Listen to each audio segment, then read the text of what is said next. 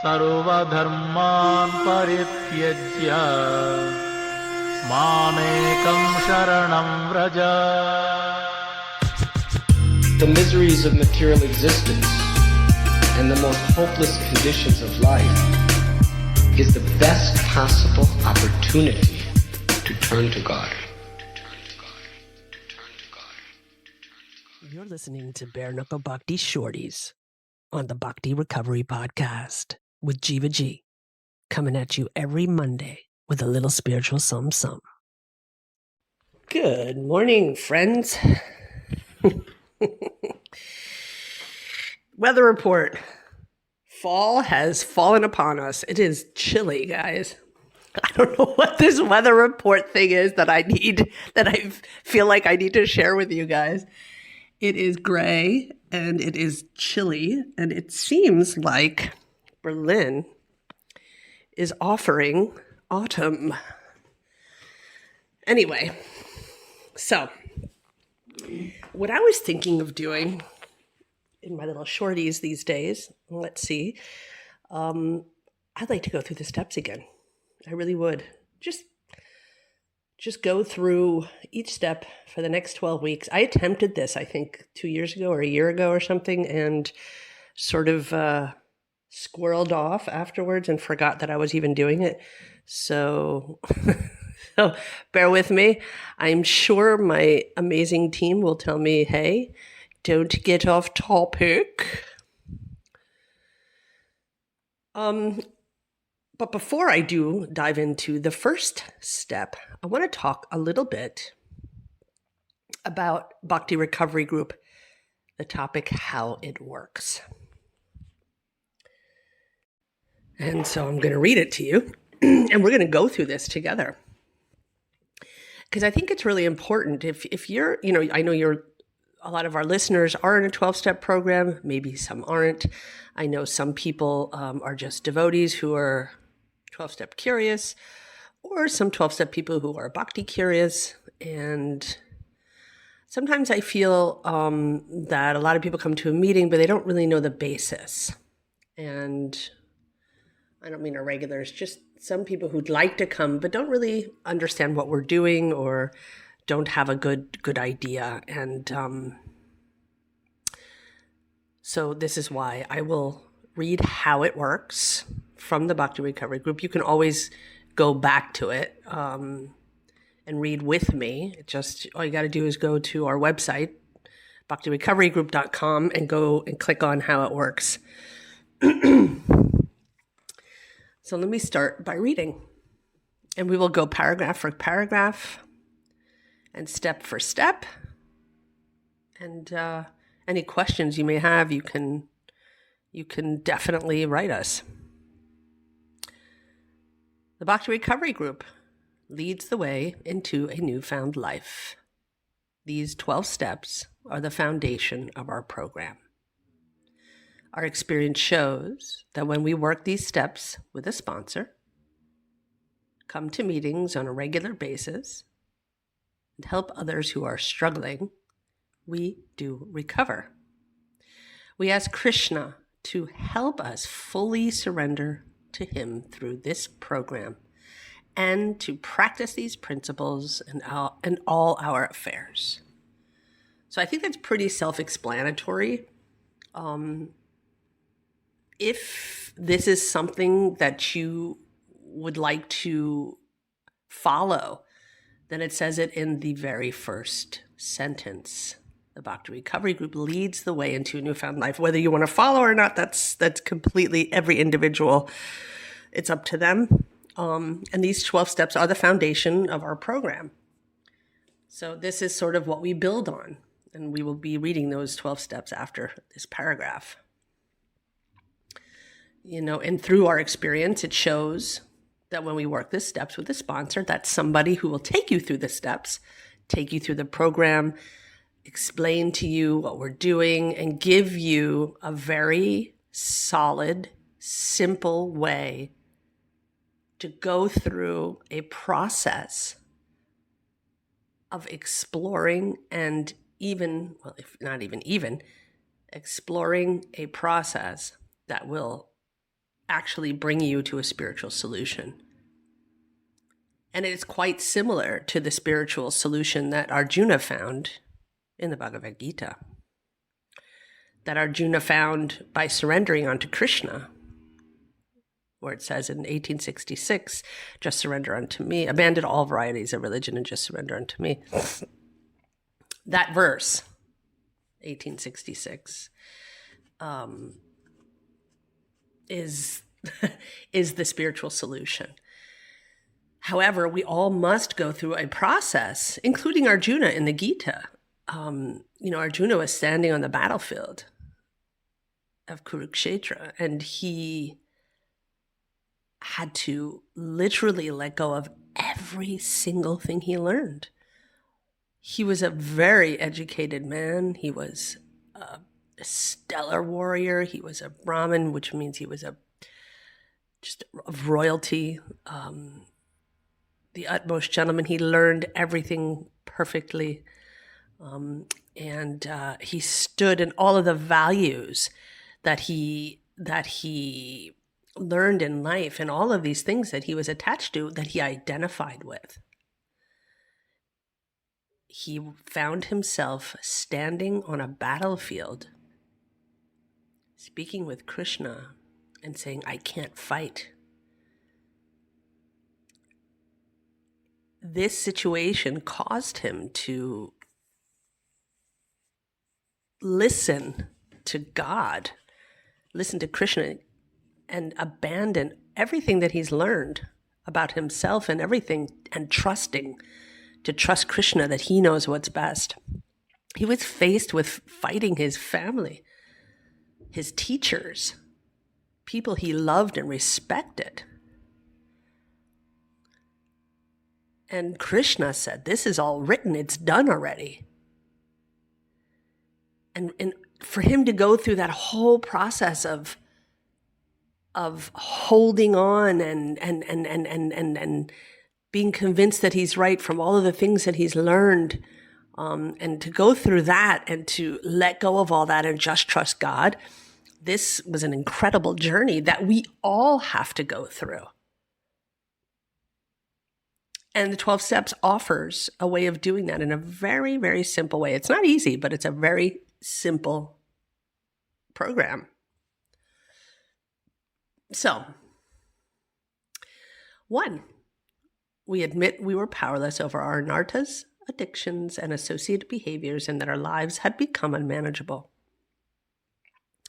This means we see our powerlessness, not our helplessness, people, but our powerlessness. We see our powerlessness. We can't change the weather. We can use an umbrella.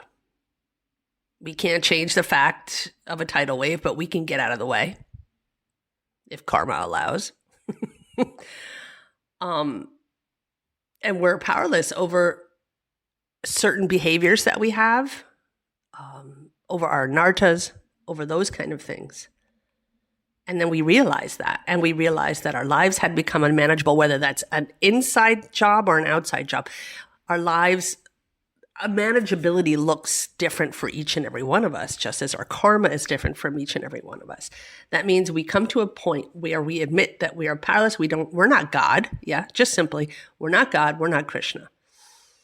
But we do have forces that drive us to do things we don't want to do and make decisions we don't really want to make, because we are awakened to the fact that we are pure spirit souls. And we have that knowledge that's being uncovered on a daily basis. But being covered by our anartas, those are the things that get in the way. And anarta is what just simply gets in the way. Bad behaviors, habits, addictions. And when I say associated behaviors, that means codependency. That means having patterns of being an adult child from a highly dysfunctional family, or an alcoholic family, or an addicted family. So I think that's explanatory. We admit we were powerless over our anartas, addictions, and associated behaviors. Not helpless, but powerless. And that our lives had become unmanageable. Whether that's an emotional life from the inside, that we can't control those emotions, or that we don't have power over those emotions, Sometimes we have let's put it in the most simple things. Road rage. How many people, we could bite our tongue, but we still have those feelings, right? We have to start by zipping it up. Sometimes we have to start by acting our way into good thinking. So whether your life is unmanageable on the outside, which it had for me, it was inside and outside, or some people just, they're high functioning in dysfunction. You can manage your life, you can get your things going, but your inside emotional life is very unmanageable. And that's the first step, that admittance. The second step is that we come to believe that Krishna, a power greater than ourselves, can restore us to sanity. That means we have faith. We will have faith that Krishna, who is greater than ourselves, can restore us to sanity. That means, remember when I said before that we all have this inherent knowledge of God? We have this inherent knowledge of what's right and what's wrong that's within us. We come to believe that we listen to that voice, that greater voice of reason, which is through Krishna and through Krishna's grace. And we learn to trust that. And even if we don't know what that is, that's why we read these things. That's why we're in Bhakti Yoga. That's why we read the Gita. That's why we hang out with people who are intensely, what is the word in English? Who are busy with this. Yeah. And restoring us to sanity means, we don't have to say that we're insane, but healthy thought, good decision-making, solid spiritual knowledge of which we rely, and not on our insane outward ideas and conditions. Mine are insane. I don't know about you guys, but mine are insane. That's a great idea. I'll just do the stupidest things and be like, that's a great idea. But I hadn't been listening to Krishna or the better voice. I'm better at it. I don't do that as much anymore. And the decisions I make aren't as insane. And I'm thankful for that. 3, we make a decision to turn our will and our lives over to the care of Krishna as we understand him. And I'm going to add something in there, which I'm going to change actually on the website. I haven't done that yet. I've made a conscious decision to turn my will and my life over to the care of Krishna as we understand him. That means I consciously decide on a daily basis, whether that be daily minutes or daily hourly or daily 3 times a day or 1 time a day or 2 times a day, whatever it is. But I need to make those decisions and I need to really make a conscious decision to turn my will and my life over to the care of Krishna as I understand him. Now, why does it say as I understand him? Prabhupada talks about his books of Bhagavad Gita as it is, not as we understand it. But this is meaning something different. This is meaning we can only understand Krishna where we're at. And at the Bhakti Recovery Group, that is fully acceptable. Wherever we're at, wherever we are in our conditionings, wherever we are in our journey, we can only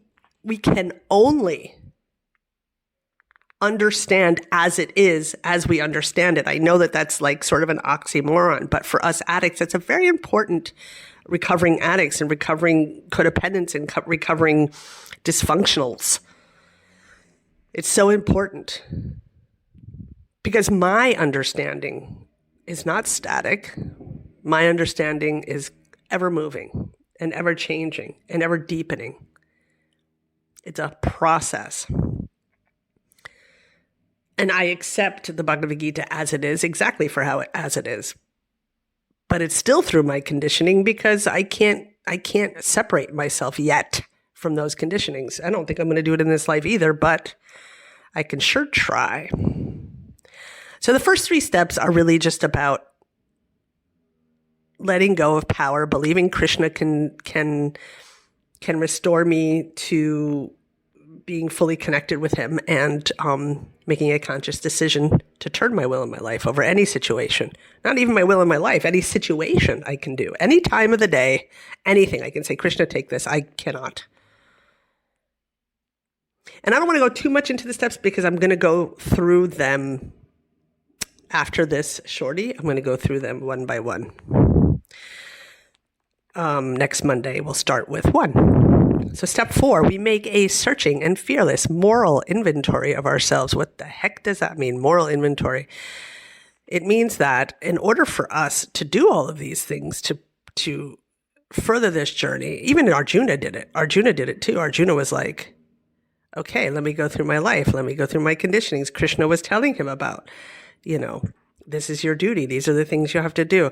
And you have to sort of go through your past in order to, some people do at least, not everybody, but to name those things, all those anartas, addictions, associated behaviors, all those things that get in the way. I need to know exactly what they are. So I go into to the cellar of my mind. I bring those things to light and I make a list of them. There's something else to think about it than it is to put it on paper. 5, we admit it to Krishna, to ourselves, and to another human being the exact nature of our wrongs. We name it, and in a humble mood, we admitted it to Krishna, we admit it to ourselves, and to another human being, preferably your sponsor or someone you trust in the program, the exact nature of those things that we found in that inventory. And that has a lot to do with being humble. It's humbling ourselves before. It's embarrassing, some of those things. It's shameful, some of those things. But those are the things that keep us. Secrets grow in the dark. We need to bring it to the light. 6, we are entirely ready to have Krishna remove all these defects of character. Everything that we've named, we're ready to have Krishna remove them. All of them. It's not saying that we're going to do anything. It just means that we've now exposed the light to them and we offer them up to Krishna. Krishna, please, this is up to you. All of my conditionings, all of my attachments, all of these things, please, I offer them to you. And I'm willing now for you to take them and to remove them. I wish that was a one and done, people. I wish I could tell you, and I did that and everything was good, happily ever after. Close the book. No. There's always something going on. 7, we humbly ask him to remove our shortcomings. That means after we've noticed them and we've said them and we offer them up, we ask him to remove them. That's because we become ready. We were entirely ready. Some of our character defects, we're not ready to remove that. We're not ready to let them go. I'm not ready to let them go.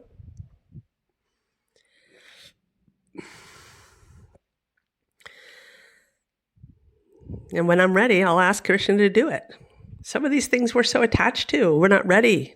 Some of these things are survival things that we need for our survival. It's also, or we think we do, because we're in survival mode, some of us. Some of us have been abused, beaten. We've done so many things, and so many things have been done to us. That some of those issues, like not letting people into your life or not being able to let love in your life, because love means danger. Love means getting hurt, being vulnerable. These things, that's some of us have to have a whole lifetime of opening those doors, little by little, having them slammed shut again by getting hurt and then opening again. And through this program and through the steps and through all of that, we're safe to do so. That's what we need to learn.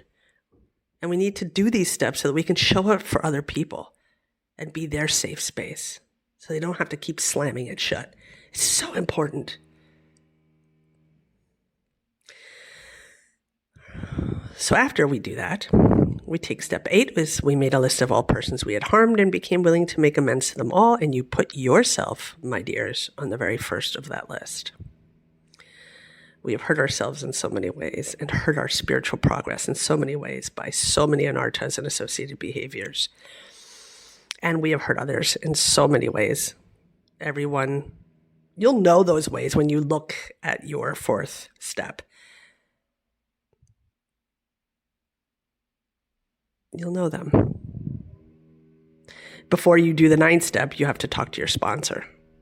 You make the list of all people you had harmed, and you became willing to make amends to them all. You check that with your sponsor first to make sure that's really amends you have to make, or without amends hurt anyone, because we come to the 9th step and we made direct amends to such people wherever possible, except when to do so would injure them or others. Some amends cannot be made. Sometimes we have tragically, some people, I know people who have introduced other people to heroin, and those people have died. The only way that you can make amends is just maybe show up to the next person. Amends is not, hey, I'm sorry.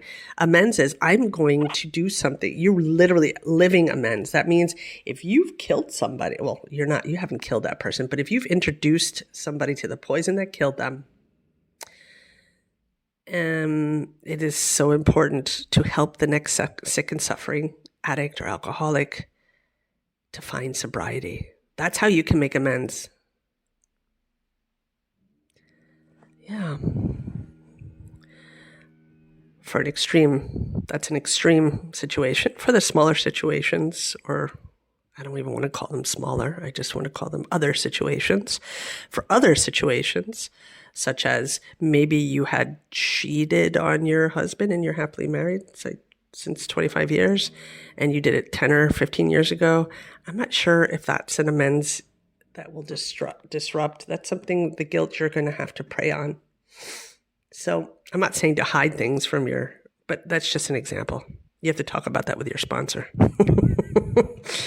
And I'm not your sponsor, so. Okay, step 10. We continue to take personal inventory, and when we were wrong, promptly admitted it. This means at the end of a day, this is just an example, at the end of the day, you can just take a little small inventory of your day just to make sure you're still on track, to make sure you're still in tune with Krishna. And doing the right thing and making right decisions and not hurting people on the way or hurting yourself on the way, just so that you know you're on track. 11, we sought through prayer, meditation, and the chanting of the holy names to improve our conscious contact with Krishna, praying only for knowledge of His will for us and the power to carry that out. This is the step of which I would love to live on a daily basis. And I try to, actually. I aspire to live in this space, seeking always prayer, seeking always through meditation, seeking always through chanting, to improve my conscious contact with Krishna, praying for knowledge of His will, not me, His will for me, and the power to carry that out. And we start to get to know His will in step 3, right? We make a decision, a conscious decision to turn our will and our lives over to the care of Krishna. What a beautiful space to be in.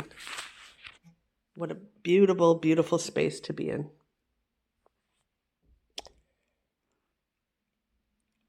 Yeah.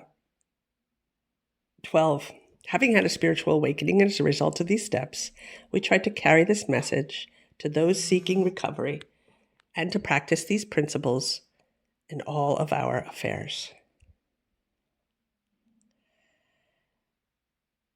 Having had a spiritual awakening as a result of these steps, we tried to carry this message to those seeking recovery and to practice these principles in all of our affairs. You know what that means, right? That means having gone through all of these steps, having done this, we take this to the others who are still suffering, people who are seeking recovery, and we give it away. This is the service step, people. We can't keep what we have if we don't give it. It was so freely given to us. Please let us give it to someone who we received it. People were willing to take us through the steps. How does that pan out with Krishna's will for us if we keep it all for ourselves? All right, those are the steps. And now we have the rest of how it works, which is a few more paragraphs. Honesty, open-mindedness, and willingness are all we need. We must remember that many of us have spent most of our lives trapped in various addictions to drugs, alcohol, sex, love, codependency, eating disorders, gambling, shopping, working, and other dysfunctional behaviors. Not that working is a dysfunctional behavior, but if you're doing it as in an addict way, yeah, we're talking about workaholism and other dysfunctional behaviors. So we beg of you to be fearless from the very start. We need to be honest, open-minded, and willing, because that's all we need. If we're there at that space, and we remember where we come from, and you're fearless about those things,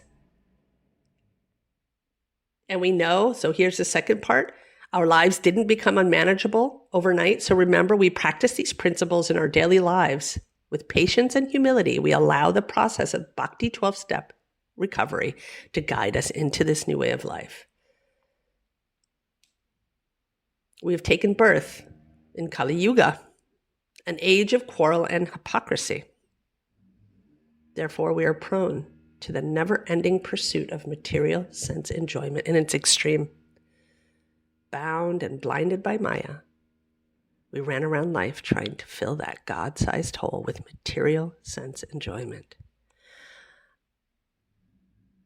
in its extreme.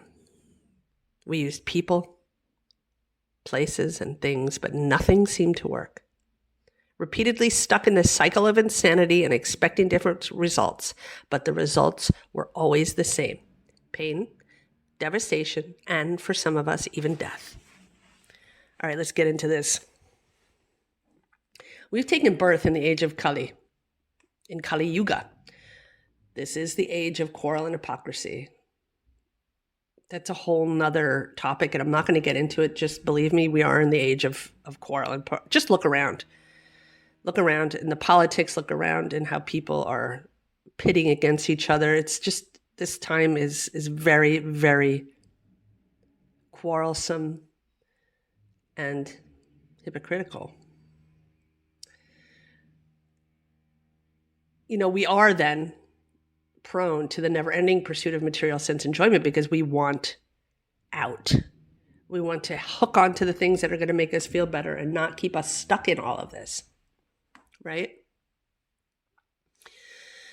And once we're attached to that, then we're on that roller coaster of good, bad, duality, those kind of dualism, this whole journey of being, as soon as we attach ourselves to our conditionings, attach ourselves to identifying ourselves as liberal or conservative or whatever it is that we attach ourselves to being, then we're in that cycle. And we can't get out of that cycle. And we're just trying to fill that God-sized hole with material sense enjoyment. We're just trying to get more of that. We use people, we use places, we use things. But tell me, does it ever really work? It says here, nothing seemed to work. So we are repeatedly in that cycle of insanity, expecting different results. This time it's going to be better. This time I'm going to feel better. This time, this thing, this person, this place, this thing will make me feel better. But if we're really honest with ourselves, at the end of that attachment to joy or attachment to this, there are some painful things. There's devastating things. And people who use drugs, there's death. Even for some of us, death. That's what I mean.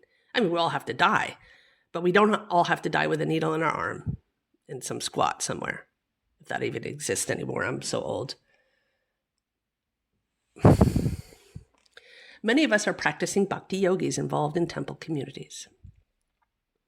Some of us may be reluctant to share that we struggle with addictions or associated behaviors.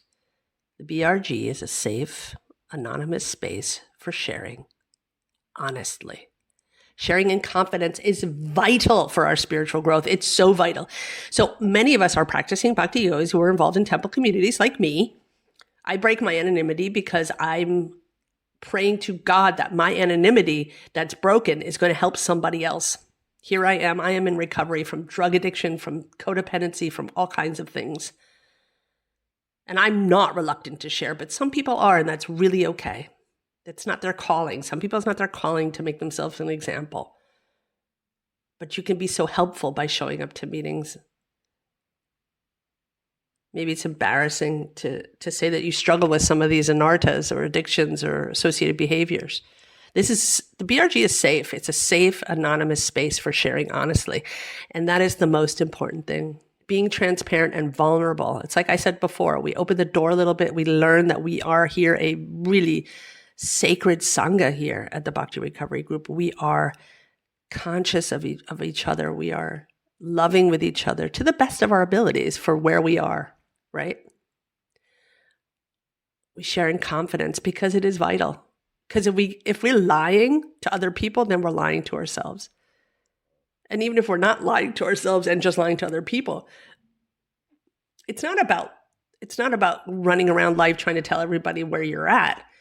It's about being able to share that anonymously in a space that's safe for you to grow spiritually. Correct? We are born into this body with this diseased condition. This may be our karma.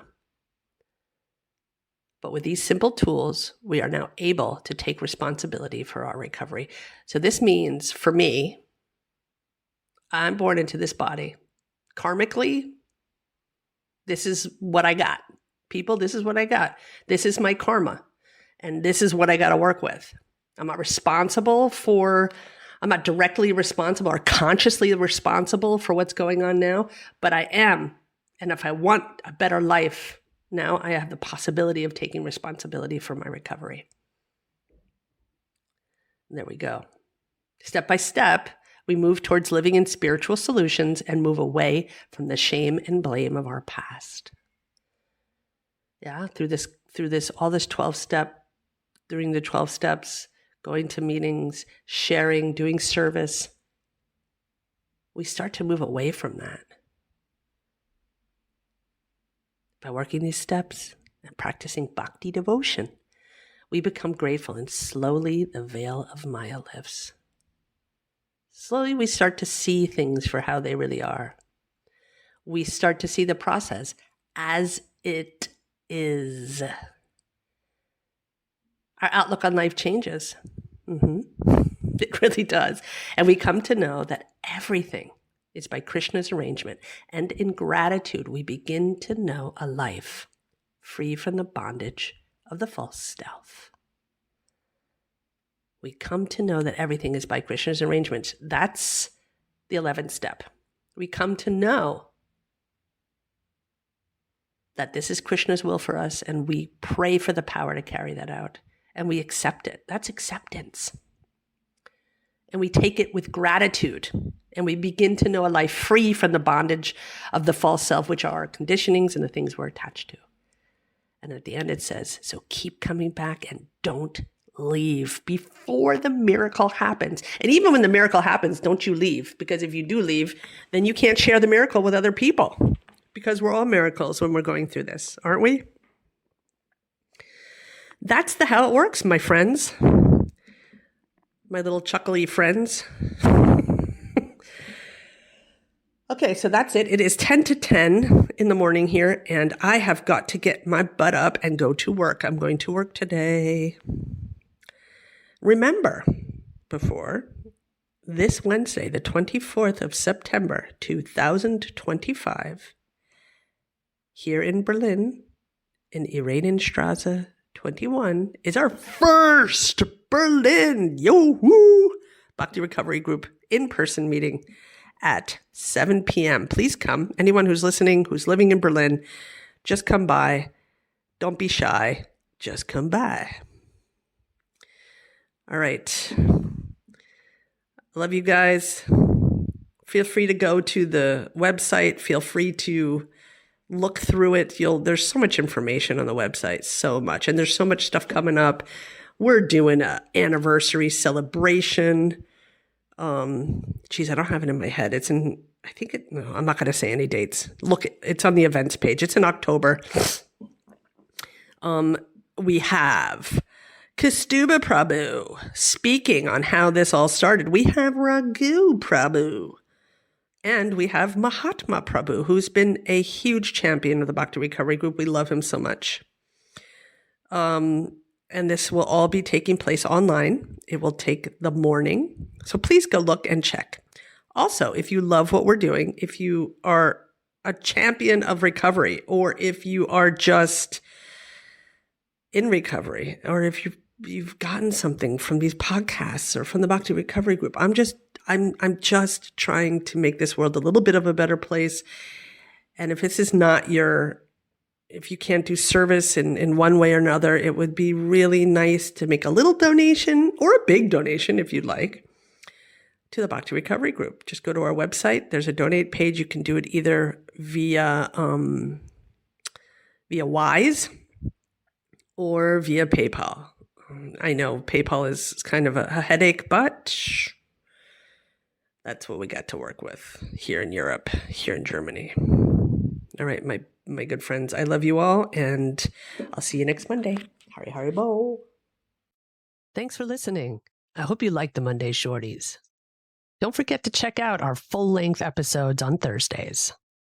If you like what you heard, spread the word. Peace out. सर्वधर्मान् परित्यज्य मामेकं शरणं Vraj. The miseries of material existence and the most hopeless conditions of life is the best possible opportunity to turn to God.